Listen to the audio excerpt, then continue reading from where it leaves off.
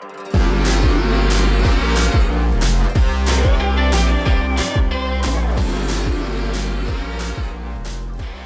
right, my renowned fam, welcome back to the podcast. Thanks for tuning in again this week. And today we're going a little bit of a different route. We're still going to be talking entrepreneurship, leadership, but I got a friend who's hopping on. His name is Mr. Jimmy Spikes, Navy vet, entrepreneur. He's got a great business model going on. And I really wanted to give him a platform to come on and just kind of share his vision and share what he's doing. Because I think it's super cool, and I think it is something that no one ever thinks about. And we should all be thinking about this. And Jimmy's kind of giving people away, or he's in the process. Or you're fully launched, right, Jimmy? No, not yet. Not yet. Okay, so he's in the process of getting to where he can help just millions of people create a legacy that's going to last forever.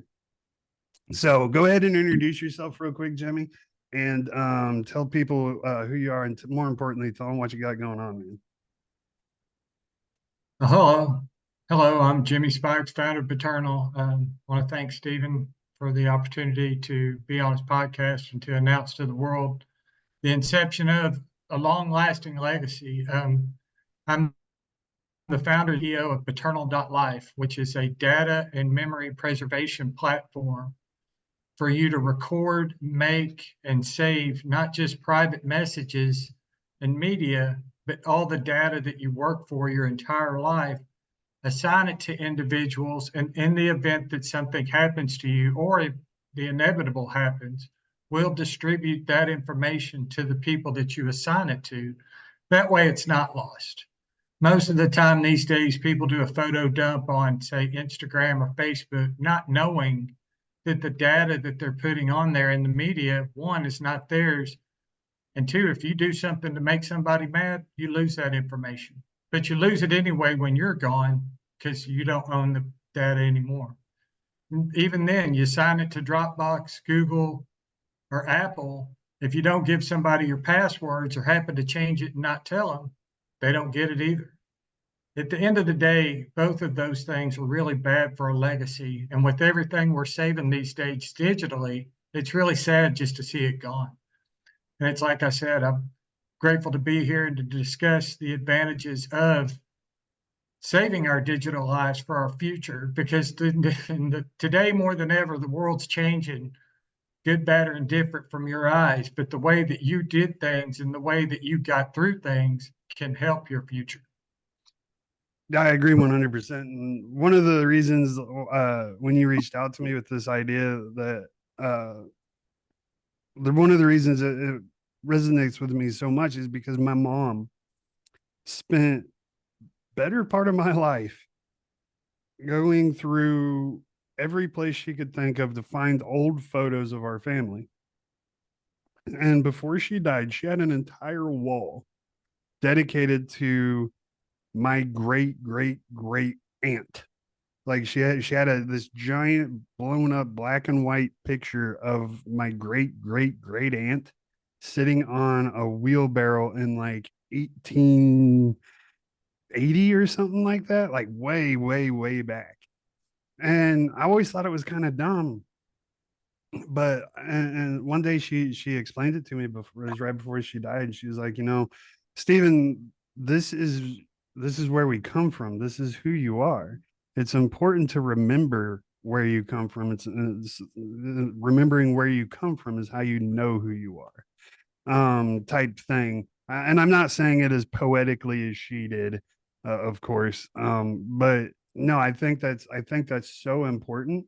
And we don't have those, like, you can't do that today. You can't just go back and find photos, or at least, well, I guess we still can, but our grandkids won't be able to go back and find photos of us because they won't exist anymore. You can add to that if you want. And that is true. And that was one of the main things when I lost my mom in 2018. She had uploaded all of our family history and information that she had done through one of the transfer apps where you send in the high film and your VHS and they put it on the digital platform. Well, she forgot to tell everybody where it was. Well, guess what? It's gone. And the only thing I had left of her, me and my mom, and I still keep it on my phone because it's the only thing I have, is just a second, please. Sorry about this.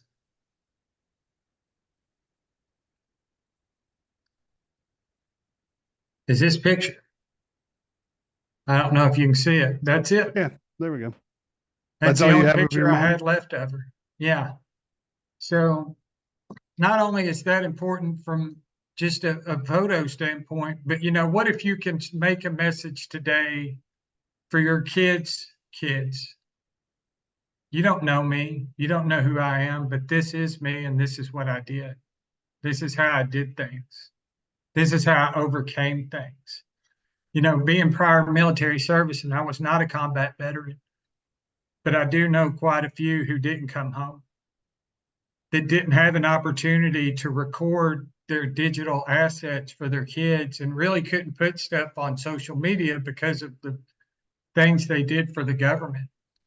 So when they were gone, their kids lost everything except for a couple pictures and maybe what their teammates or their close confidants that they were around could share about. But what if they could make private messages? Yeah. It's crazy not to. I mean, that's such a powerful thought because I'm a veteran as well, and my military legacy stems all the way from my grandfather who fought in World War II. He fought with General Patton, and that was a big influence in my life. Listening to him talk about his service and how proud he was of what those guys did back then in the 40s. He didn't talk about a lot, but he was proud of their what they did, right? Because what they did was a good thing. And that's what really drove me and inspired me to go be a soldier myself. And you know, and I guess some people might think, some people listening might think, well, my family history is not that good, and I don't really want to remember it. And I kind of guess I get that to an extent, but you don't know how far back it goes. And I would encourage you to look and at least learn. Knowing where you come from is just incredibly important. Knowing where you come from either can show you where you want to go or show you where you don't want to go, and then you can change your family tree. Well, that's 100% true too. I mean, I look at some of the things I did in the past, just me alone, much less my family. I mean, my dad would tell me stories of stuff they did. He'd be like, only you, me, and they know. Nobody else needs you. But, I made some bad mistakes in my life. And that's one good thing about Eternal is I can tell you how I did it, tell you what happened, and tell you how I either overcame it or I really learned a bad lesson. You know, the older you So get in life, you learn that everything that happened was not bad, no matter what. You learned that that didn't put you in a bad position. right, and I think that's an important distinction, especially in such a polarized culture that we live in today. Um, every country on the face of this planet has blood on their hands. Every country's done bad things, and the United States is no different. The only difference is ours are more recent than a lot of other countries, and uh, you know, I think understanding history is the only way that we will not repeat it. If you just kind of ignore it and sweep it under the rug, then you're doomed to repeat the same mistakes that your ancestors made. So I love that. So tell me what goes into creating this digital legacy? Well, the easy way is you'll just sign up. And then, as of right now, before we go into the application, the site alone, you'll just be uploading data or your memories and assigning it to individuals. You'll make a recipient list of say 5, 10, 500 people. You know, the one thing I wanted to incorporate was having a group. So you have a group of people that you are in the service with, and y'all all like sharing things, but you want to start making private messages for some of them in the event that something happens. So you'll assign it to this group, and then one day, if the inevitable happens, when the inevitable happens, or if something dramatic does happen, they'll get a piece of it. So that's the key to it, is not just saving the data, but making sure that it's distributed when the time's right. And there again, too, the data that you're uploading to Beternal is yours. It's not mine. I'm just the vessel for the distribution. I don't Now, own you. I don't want to own you. I want you to have access and ownership over everything that you do. I don't want to determine anything. right. And so I mean you're talking about uploading. I guess my question, when you say data, what are you're talking private letters, you're talking about photos, you're talking about videos. What all are you talking about when you say data? Anything digitally that you do. If you make a video on YouTube, before you assign it to YouTube, you can save it at Beternal. If you make a video for Facebook, before you assign it to Facebook, you save it with Beternal, because once you sign it over to the platforms, they own the rights to it. Mm-hmm. That's the ownership of it past there. If you delete it off your device, is theirs. Now Mm-hmm. later on in the process, we will have a live aspect that will be connected to. You can share it with Beternal, Facebook, YouTube, etc., just like you do now. But for the time being, when you make a video, you'll just upload it to Beternal. And then later on in the day, if you want, you can go by there and say, oh, I'm going to send that to Stephen. I'm going to assign it to him. Or you're making a video for your kid or for somebody you know, or just anybody. You assign it So to. when how does it, so I go on your platform, I upload all this content I've created, and I want it distributed to my wife and my kids on the event that I die. Um, how do you have like a contact? How does that work? How do you know when it's time to distribute the information?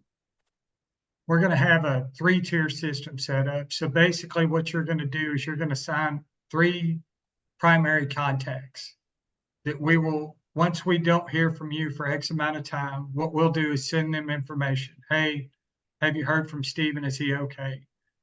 They'll send it to them 3 times. If they don't answer, it goes to the second contact. The second contact goes, oh, yeah, they're fishing in Costa Rica. They stop the process. But if they happen to say, oh, no, he passed away, then we'll send them another message. Hey, are you sure you're making this call? Then we'll distribute the information. But we go to you first, then your first contact, then up to your third contact to verify that something happened to you, to make sure that the process is triple checked, so to speak, before we distribute the information. Gotcha. That's that's pretty awesome. And so, what does it look like? Same example. I pass away and I have all this content uploaded to go to my wife and my kids. What is it going to just be an email like, hey, come to this platform and download um the stuff, or is it there going to be a little bit of pageantry in it? Like what's that going to look like? You will get everything that you've been assigned to. Now, the download aspect, that will be an option. And the main option is just for the simple fact that a lot of people don't trust the internet, so to speak. And I mean, it's kind of funny because you're saving it on the internet to be worried about it. But if you want to download it to a flash drive, you can download it to a flash drive. But at the same time, we will have an option for you to save all of that information, and you can assign it to your legacy to pass on again. So the process will just continue itself and will change the price as to a maintenance phase once you stop adding content to it, once you pass away. That way it's achievable and it's feasible financially for the people to keep it going. Because everything that you put on the internet is never not on the internet. The problem is nobody's ever saved it. Right. They can't find it, so to Exactly. speak. Right. So now, um, are you going to have a blueprint for people to follow, like what it should look like, maybe to create a legacy to leave down? Like, you should have, and this is just unrealistic, probably, but I'm just thinking of an example. Like, you should craft, you got a wife and two kids, so you should craft a letter, three letters to each one of them individually. You should upload this video or this type of video, or do you have like a kind of a blueprint for people to follow to build a certain uh legacy, I guess, or is it kind of just upload what you want?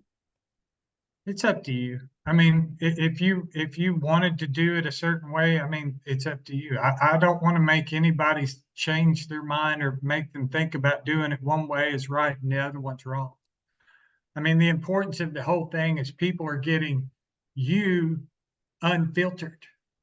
Because if I say something on your platform that offends somebody or hurts somebody's feelings, that's not just going to affect me, it's going to affect you. If Mhm. you say something truthfully to me on Beternal, good, bad, or indifferent, that's the way that I feel. And Mhm. so it's not going to get erased, so to speak. But if I want to, there again, it's up to you. I think, you should follow with pictures. And if you leave some pictures, leave a little story behind on them. If you're leaving an audio, just tell them how you feel. If you're having a bad day, if they did something to make you happy, remind them that they made you happy. If you're making a video, tell them, it's really about being inspirational more than anything. I think at the end of the day, most people are going to want to leave good memories. Mhm. Yeah, definitely. I was just thinking, like, for me, um like I'm used to being on camera, right? I'm used to doing this type of thing. Like, I'm on camera every single day. I'm in front of a microphone every single day. Whether I'm working with a client, making a podcast, making videos, whatever the case. Like, this is what I do, right? But I imagine, or I do, like, I put my dad in front of the camera, and he just like sat there, like, it was cute. That's all I'll say. It was cute, but he didn't know how to act, right? Like, and I imagine dad's not alone. There are a lot of people who aren't. That's just not what they do. They're not used to being in front of a camera. They're not used to speaking on a recording or whatever and uploading content to the internet. So, I was just like, are you going to have resources to help people through that stage fright, if you will, and help them get the types of things they want, or is it more of just what is it, DIY, do it yourself, yeah, type thing? That's kind of what I was asking. Well, we'll have some instructional style video set up for you can kind of look and see how to do it. But at the end of the day, I think the most people, I get nervous doing this. I'm not a very social person, but if I'm sitting in front of my phone and I can talk to my phone all day long because I know that it's not going somewhere else unless I make it go somewhere else. And I Mhm. think if you're realistically, your dad's leaving a message for you, I think he'll be able to share a lot more than he wants to. One, because he's a man, and two, we're just not used to sharing certain things in public or the opportunity for it to go out to other places. We do have a little bit of macho built into all of us. It doesn't matter. But it's funny to see when people get alone and they start doing things differently, how things change. But the Right. platform itself is being designed to be as simple as possible for anybody that's not tech savvy to be able to operate it. I want this to run as easy as possible for them, because the key is the older generation needs to start saving all of this information for us to pass down, to pass down, to pass down. No, you're absolutely right. Because once you're gone, if those stories aren't saved, then they're gone forever. And a great example of that is there's a joke my grandpa used to tell. And my grandpa, like, in case you didn't figure it out from my earlier story of my grandpa's my hero. Like, people have Tom Brady as their hero or whoever. My grandpa was my hero. That dude was the most awesome human being to ever walk the face of this earth, with the exception of maybe Jesus Christ and a few other people from the Bible. Like, my grandpa was a great, great man. And he used to tell me this joke, and it was about a monkey, or it was about a farmer that wanted to fatten a pig. And so he put a cork in his butt, and then a monkey pulled the cork out for some reason. And then there's I don't remember the punchline. All I can remember is my grandpa trying to laugh, or trying to tell the punchline, but he couldn't because he was literally crying laughing. And I would love if he'd have written that joke down for me so I could remember it. But I was 8 years old when he passed. So, there's no way I'm going to remember that. But man, I wish I knew that joke. And please, if you're listening to this and you know the joke I'm talking about, please throw it in the comments, because I would love to know that joke again. But my dad can't remember that joke. He remembers it, but he can't remember how the joke goes. And same with me. And it's like, things like that, man, like that means so much. Um, I do have these things. This was my grandpa carved this in 1937. It's a hand carved statue of Joe Louis, I believe. Looks like it. But yeah, like, I have things like this that my grandpa made.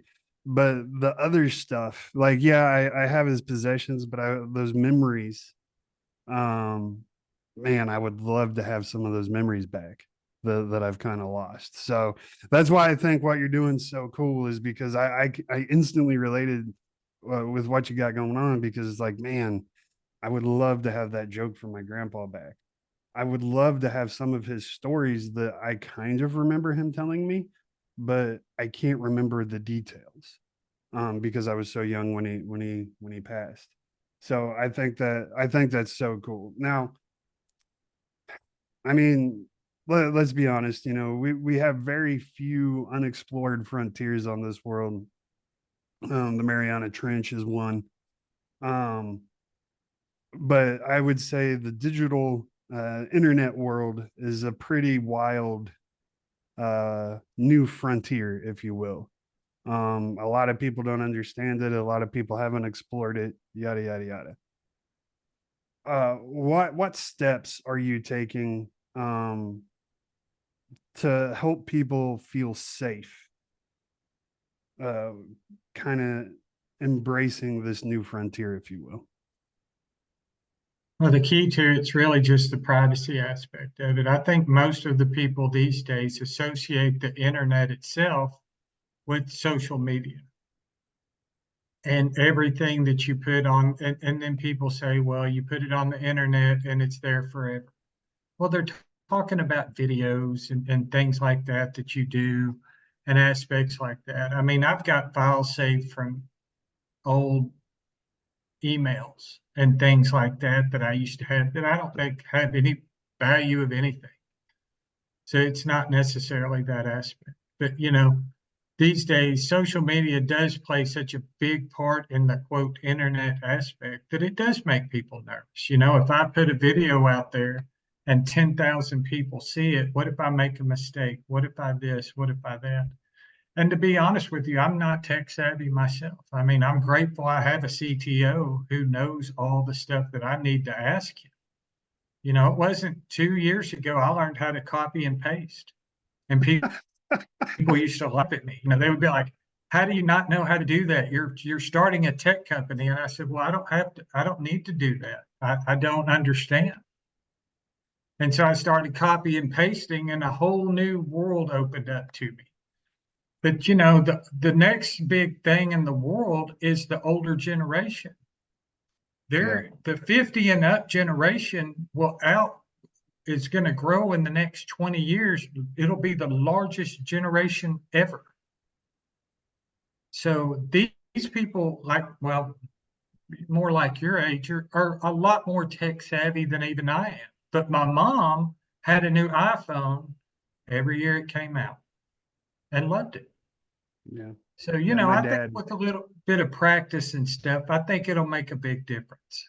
my dad is, I have to make a special trip over to my dad's house probably once every 2 months just to fix his tech because he has no idea. Um, like I've had to get on the phone with, his phone company and sort out his bill for him. I've had to hook up his internet. I've had to hook up his TV, like all that stuff. Um, I'm just my parents' tech guy. Um, and I think that's so funny, but you're absolutely right because, a lot of what my dad can share, um, is going to be lost when he dies because like you said, it's not in some form of media. And then I'll just be left with memories, and the problem with memories is as I get older, memories will fade, and then when I'm my dad's age, I'll just have those key memories, right? And a lot of the other stuff that I cherish now will be gone, and I think that's super cool. Now I don't want to put your feet to the fire, but I feel like the audience would put my feet to the fire if I don't ask this question. Obviously, security is of utmost importance. People get hacked all the time. I've been hacked. I'm sure you've been hacked. Um, what measures is your company going to take to ensure the safety and privacy of the data people upload to your platform? One of the main things is I have a CISO, a good friend of mine, Robbie Harriman, who's works for a cybersecurity firm, and they deal mainly with bank software. So we're going to have them leading our forefront into the security aspect of the platform itself. Most of all of our data and stuff right now is going to be stored on DigitalOcean, which is a very secure platform in itself. But at the same time, Robbie's going to be making sure that all our stuff is PCI compliant, and we exceed all the compliances that we need to because of what you're storing on there. To me, memories like this are more valuable than my financials because I can build back my money, but I can't remember yesterday. Right. You know, so we will and do take very serious considerations to that. And is anything impermeable? No. I mean, I wish I could say it is. But if I'm honest, if they do, I don't see a financial hacker sitting there going, well, we're going to go in here and we're going to look at Bob's photo. Okay. You know, it's going to be broken down into so many different factors that you can't just open one thing on one person to find one answer. Right. And that's important, because they might not want to hack to get money, maybe they want to hack to get leverage. Mm. Um, so I mean, I assumed automatically that you're going to be taking steps to ensure the privacy and safety of all your users, just because I know you and I know you're a very conscious person when it comes to that. But I do, I wanted you to have the chance to tell the audience that as well. The security is on the forefront of your mind, and you will take steps to ensure privacy. And you're absolutely right. I believe a 64-bit encryption is what bank software uses, and they get hacked all the time. And that's about as secure as you can get, unless you're the Pentagon, right? And the Pentagon employs thousands of ethical hackers to combat hacking. So, I mean, you know, And the Pentagon still gets hacked. So Yeah, like it's still not bulletproof. So I mean, you're absolutely right. Nothing is truly secure, but you're going to take every step imaginable to ensure the safety and security of your users.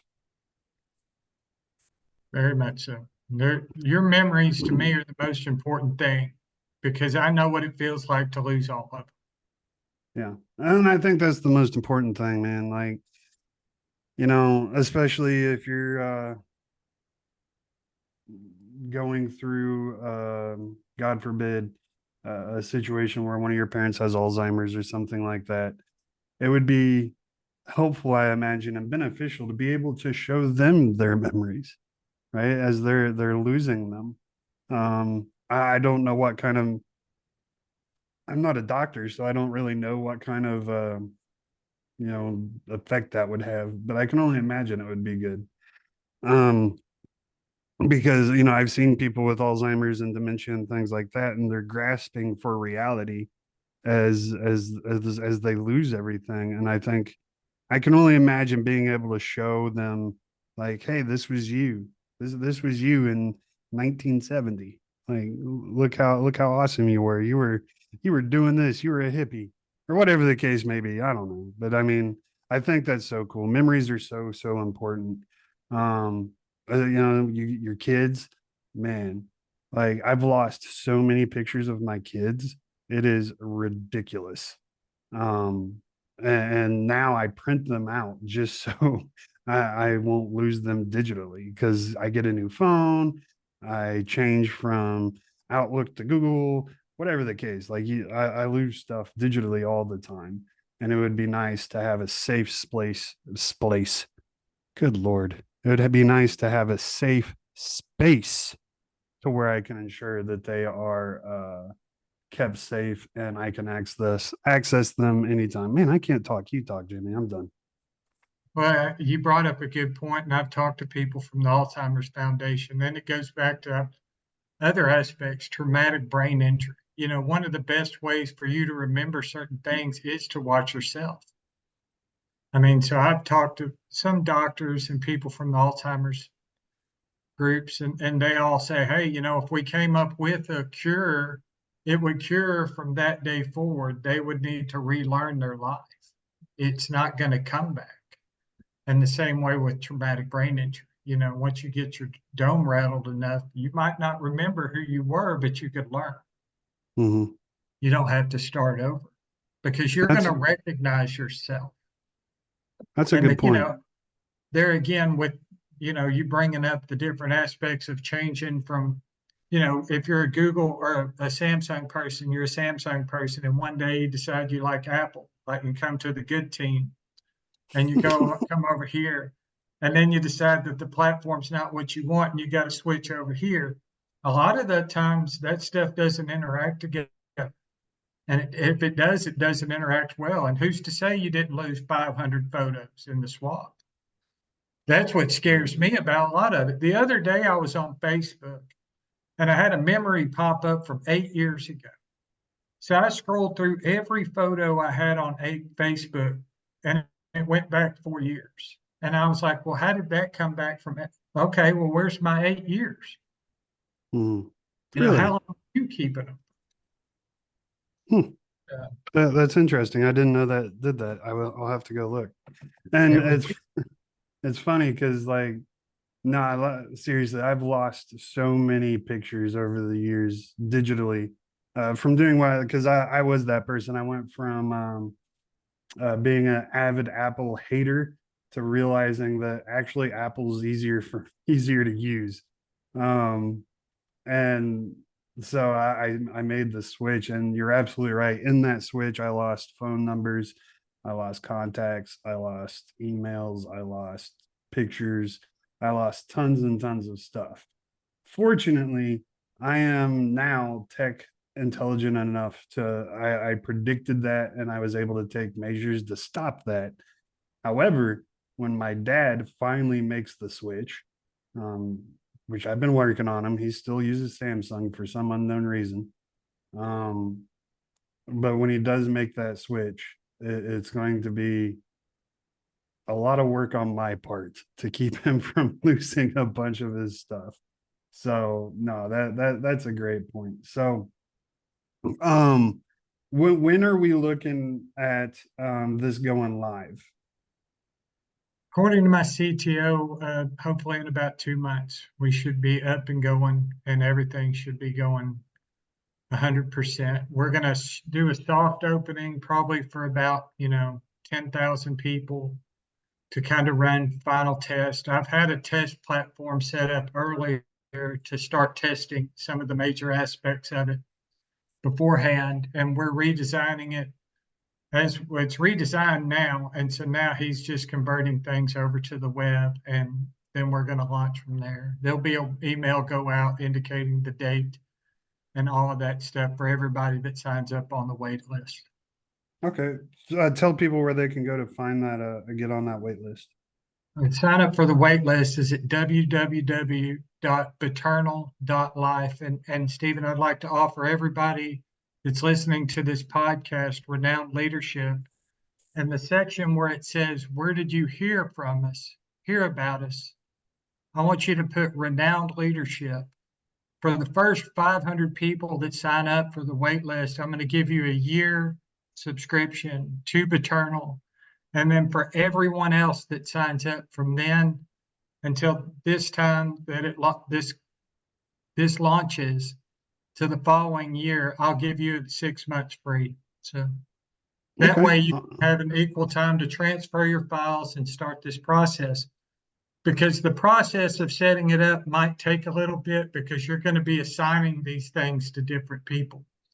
So take your time. We're going to give you the free time that you need in order to make your legacy actually usable for people.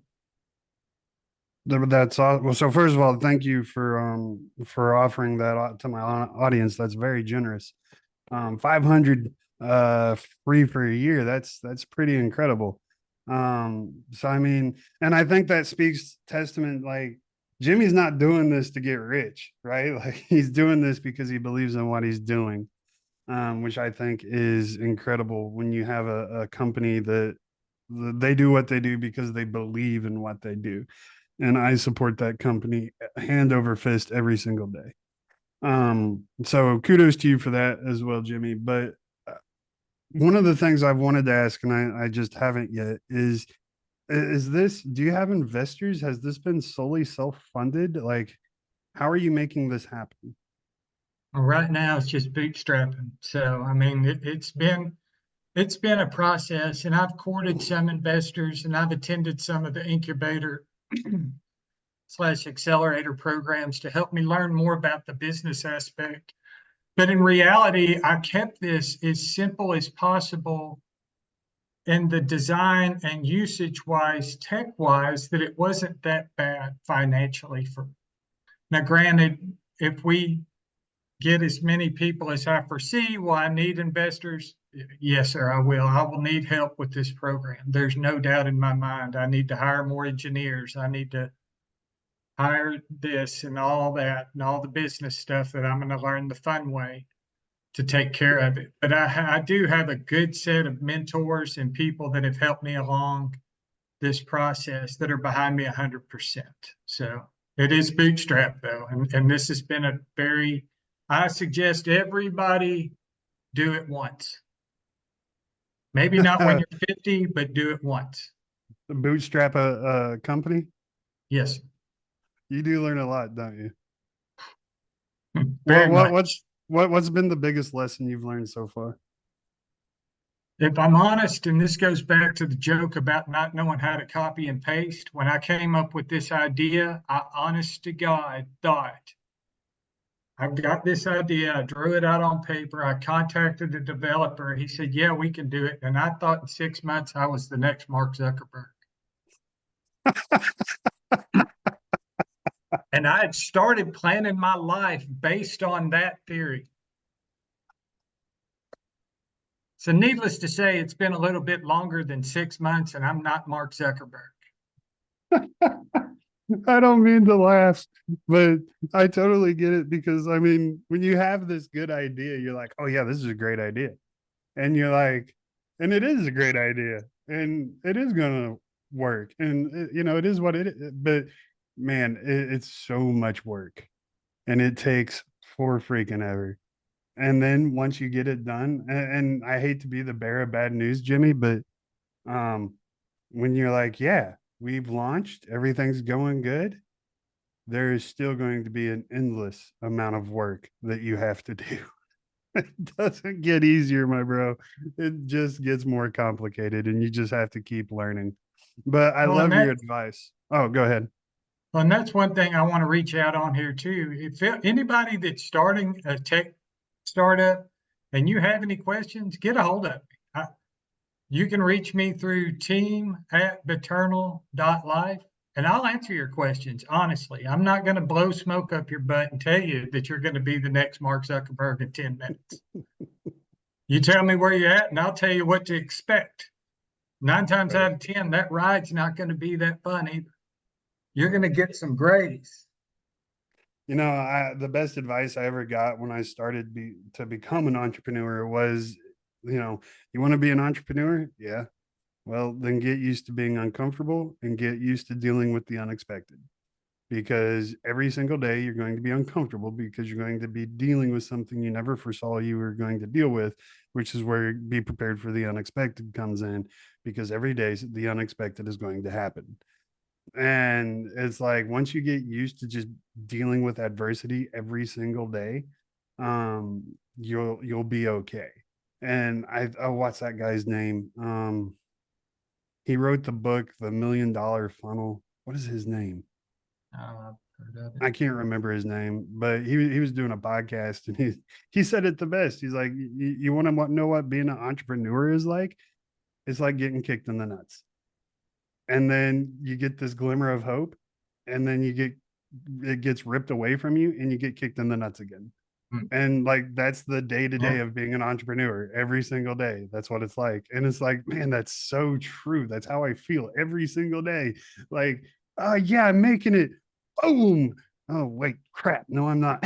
And then you got to start, this or do that. And it's like, man, but you're absolutely right. I think everyone should experience it just once. And maybe I don't know, maybe it'd be a good college program or something where someone could just spend a semester developing an idea, seeing what work goes into it, because it is not easy. And I think once you realize like that you can do it, it it, it opens so many doors for you, to realize that you can withstand the adversity and you can fight through it. And even if you're not meant to be, like that's not your destiny or whatever it is you believe in, um maybe that's not in your cards to be an entrepreneur, but at the same time having understanding that you possess a certain skill set, I think would be invaluable for kids coming out of college. Well, and there again too, nowadays it's especially if you think about getting into the something in the tech field. If you got a full-time job and you want to play around with the startup and you're thinking about getting into technology, you don't have to quit your day job Right. to start. I mean, you can throw a little bit of here, throw a little bit of there, learn how to put your product out there to test to see if it's even worth an idea. And then that way, and if something bites, then something bites. But you're not really just, honey, I'm going to go quit this and I'm going to go open this new ditch digging plant over here where I was making $1 million over. You don't have to do that anymore. You Right. can live the dream, but if you really want to make the dream a reality, you better get a cup because it's just like you said. I mean, you got to go in it prepared. And I'm telling you, when I started this, I didn't have a cup. I didn't have underwear on. I was just there walking around there was like no Adam. buffer. Huh? So there was no buffer. Just no buffer, like just straight kick to the nuts. There was nothing in between. Yeah, you're absolutely right. And I think it's really funny, like the idea, like you're just like bam, and you had no real in the beginning, no real concept of just the amount of work that goes into doing what you're doing. And I give kudos to you, sir, for realizing the need, understanding the dream, and then pursuing that dream at all costs, because it is hard. And I know it's a lot of sleepless nights, if you will. Well, So, oh, go ahead. and one thing, it goes into town of the name of your podcast. I couldn't do this without my leaders and mentors. And how grateful I am to have the opportunity for them to help me do things, and the people that are guiding me in the directions. After I figured out I couldn't do it on my own in 6 months, that helped me, and the invaluable information and time that they've saved me, and that I wish to pass on to other entrepreneurs too. Right. Absolutely. That's so great. So, go ahead real quick again. Tell people how they can find you, get a hold of you, and check out what you're doing. Okay, the landing page is www.beternal.life. My name is Jimmy Spikes. My email address is team at beternal.life. For any questions or comments you have, I will answer every one of them personally. And feel free, if you're an entrepreneur out there and you're thinking about getting it, send me some information. I'll help you as much as I can. Awesome. That's great. And of course, as always, I'm going to have Jimmy's links down below. I'll have his email address down below so you can get a hold of him. Highly recommend it. He's a great dude. He has a great giving heart, and he's going to help you no matter what it is you're trying to do. I guarantee he's going to have some advice for you. So that is awesome. I appreciate your time, Jimmy. Before I let you go, I ask all my guests the same question, but I've changed the question. The old question was, what advice do you have for people to lead like champions? I've changed it though. The new question is, what does leading like a champion mean to you? To me, that's an easy question, is you just don't give up. I mean, in this process of learning the agile aspect, there was a lot of times before I got to a certain point that I could have just thrown my hands up, gone to the beach, and lived my life. But then once I started realizing the importance and how much I personally was affected by what I wanted, then I figured out that it was my goal in life to do it. And if I quit, then what kind of example was I leaving? Just anybody that witnessed me, my great nephews and nieces, my nieces and nephews, or anybody else. Take the chance. You'll never know where it'll take you, but it'll be an experience. There you go. And you're absolutely right.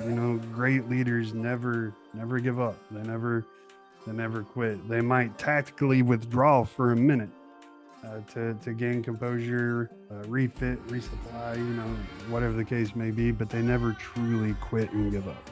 So great advice. I love that. Again, everybody, thank you so much. Make sure you go down into the show notes or the description below and click on Jimmy's links. Give him tons and tons and tons of love. He definitely deserves it. Once you're done doing that, head over to renownleadership.com and come give me tons and tons of love. Don't forget to like and subscribe and do all that stuff too, so you get notifications every week when I upload a podcast. Yeah, I think that's it. We're going to be here the same bad time, same bad channel next week. Thank you, Jimmy, for coming on and sharing your incredible vision and your incredible story. I truly appreciate it, my friend. I will definitely have to have you back once you get everything launched. And yeah, thank you. And thank you guys for joining. I will see you all next week. And in the meantime, never forget, lead like a champion. Goodbye, everybody.